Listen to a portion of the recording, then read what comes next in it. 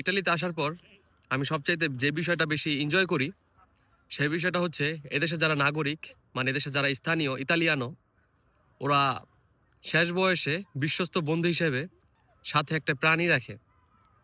সেটা অন্য কোনো প্রাণী না, সেটা হচ্ছে কুকুর। ওরা খুব আদর যত্ন করে এই কুকুর পালে এবং কুকুরের সাথে ওরা অনেক সময় দেয়। এবং সে সালুতারে Bangladesh, Bangladesh! Bangladesh Viva Bangladesh! সে ওকে, গ্রাসে।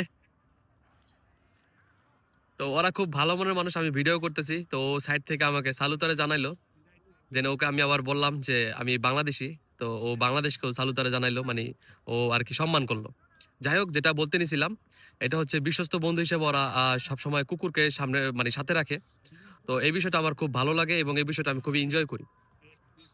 তো এখানে দেখলাম যে ওরা এখানে যে কুকুর নিয়ে খেলা করতেছে, তো আপনাদেরকে একটু দেখাই। এই যে এখানে দুইটা কুকুর, ওরা এই কুকুর নিয়ে খেলাধুলা করতেছে। ওই যে বলটা মারে, দেন এই কুকুরে বলটা আবার নিয়ে আসে। ওদের বিশ্বস্ত বন্ধু বলেন বা ওদের খেলার সাথী বলেন, আমি অনেককেই দেখছি। যারা বৃদ্ধ তারা বেশি, এবং যারা ইয়াং তারা একটু কম।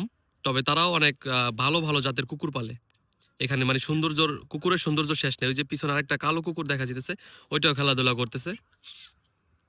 তো ওদেরকে সময় দিচ্ছে আর কি। তো এই বিষয়টা দেখে আমার ভালো লাগলো। এই ভালো লাগার কারণে আপনাদের সাথে আমি শেয়ার করলাম। তো সবাই ভালো থাকবেন, সুস্থ থাকবেন। আল্লাহ হাফেজ, আসসালামু আলাইকুম।